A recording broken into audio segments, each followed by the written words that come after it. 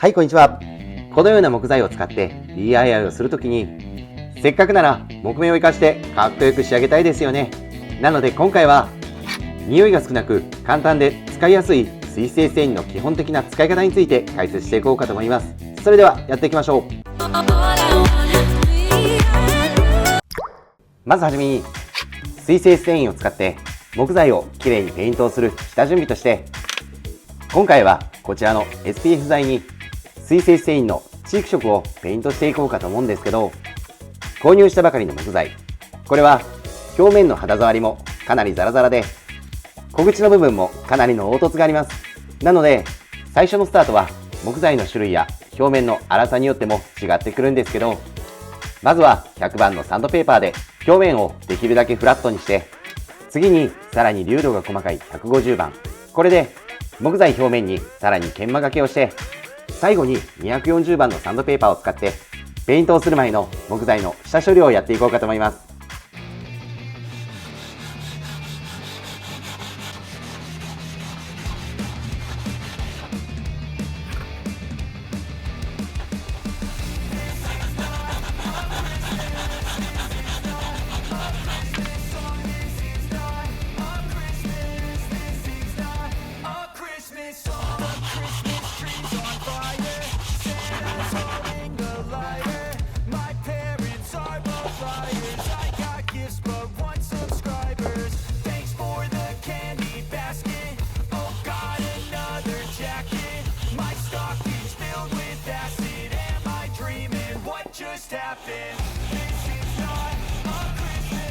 このような形で研磨をして、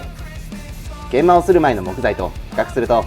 表面の質感も滑らかになって、小口の部分も凹凸がなくなりフラットな形状となりました。そして研磨の際に出た表面の木材の粉、これを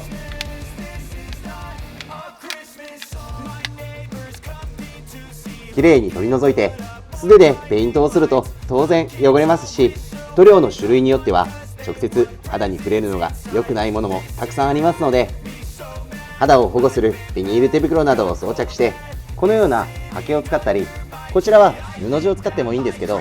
このようなペーパーベース、これを使って木材にペイントをしていくような形になります。そして繊維を木材にきれいに塗っていく基本的なポイントとして、まずは容器の中の塗料、これが均等な色となるようにキャップを閉めた状態で縦や横に振って中身をかき混ぜます。そして一度に大量の塗料を含ませると色ムラが出やすく仕上がりが悪くなりますので、容器の端などで無駄な塗料を落としていきます。そして木材の表面、ここよりも小口の部分、ここは塗料を塗った時の吸い込みがいいので、ここだけが色が濃ゆくなって端の部分に色ムラができる可能性がありますので、小口の部分は特に塗料の量を抑えてスピーディーにここから塗って、次に塗りにくい側面部分、ここを塗って、最後に塗りやすい表面部分、ここを塗って、全てが塗り終わったら乾く前に色ムラが出ないようにペーパーベースで表面の塗料を取っていきます。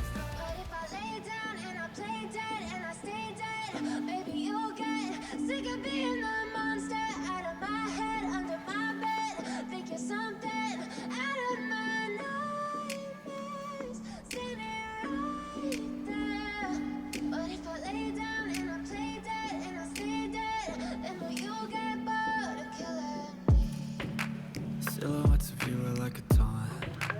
Never really know just what you want. With you I don't ever feel calm. I can feel the sweat inside my palms. Play with me like cats and a string. You don't understand the pain it brings. You don't ever wanna give me wings.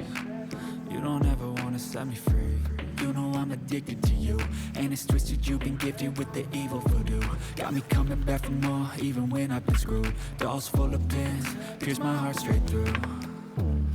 I got issues in my head, I like you in my bed, but you keep me on red. このような形でペイントをしていったんですけど、万が一色ムラが残ってしまったり、ステインの色がうまく出なかったり、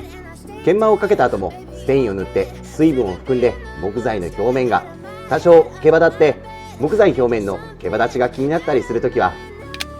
下地処理の最後に使った240番や、さらに目が細かい400番のサンドペーパー、このようなのを使って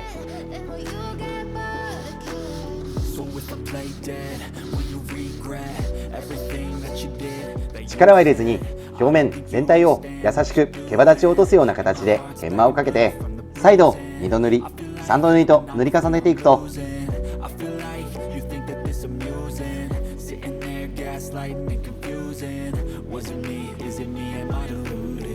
I'm the one who's always sorry, the conclusion. Even though I offer all of the solutions, I wish you loved me like I love you, it's stupid. When I'm alone with you, I never feel lucid. I wish I wasn't strong. このように重ね塗りをしていくと、木目が生かされた状態でしっかりと色が現れてかっこよく仕上がりました。でもね、好みによっては濃い色があまり好きじゃなかったり、古材風の木材を作るときに薄めの色が欲しかったりする時もあるかと思います。そのような時はこちらのステインは薄めずに塗ってくださいという注意書きがあるんですけど、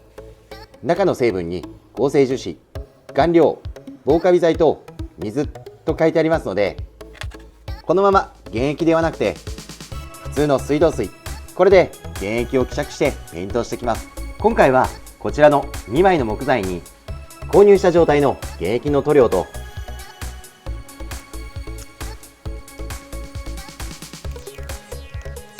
水で薄めた2つの塗料を使って、それぞれ1度塗り、2度塗り、3度塗りと表面の表情がどのように変化するかを比較してみたいと思います。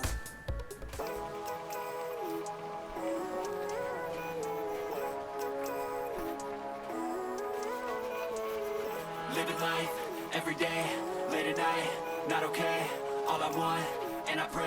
all I need are some better days. Fuck me, I'm looking in the mirror, so foggy, but I've never seen clearer. I don't really think anyone can save me, and honestly I'm not really sure I want saving. I like to be my own worst enemy. There's no risk if you don't try at anything, so I'ma just keep buying everything. See you in the next life, have to be a better me. I don't think that my head's on straight, gotta flip it and grip it and go and get an X-ray. What's wrong with me? I just このように原液で塗ったステインと水で薄めたステイン、それぞれ1度塗り、2度塗り、3度塗りと回数を分けて塗っていきました。当然原液で塗った方が水で薄めたよりも色が濃ゆく出て、それぞれ1度塗りよりも3度塗りの方が見た目が綺麗な仕上がりかと思います。そして当然なんですけど、水で薄めた方はステインの分量と水の分量でこちらの色の濃淡も随分変わってくるので、端材などを使ってまずは試し塗りをして好きな色の濃度に合わせてペイントをしていくのもいいかと思います。そして水性ステインは塗料を木材に染み込ませて着色をするような塗料となりますので、厚みが薄い板材や片面だけに着色をするような場合は、ステインが乾燥すると木材が反ったりする可能性も十分にありますので、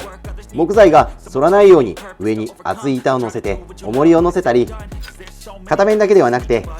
全ての面を塗ったりして木材が反らないようにして綺麗なペイントを楽しんでいただけたらと思います。このような形で今回は DIY 初心者の方でも簡単で綺麗に木目を生かしてペイントをしてくれる水性ステインの基本的なペイントの仕方について解説していきました。そしてこのようなペイントは水性に限らず油性のオイル繊維、他にもいろいろなペイントのやり方がありますので、今後もまた紹介していければと思います。今回の動画参考になった、気に入ったと思っていただけましたらですね、ぜひチャンネル登録、高評価よろしくお願いいたします。ではまた次回の動画でお会いしましょう。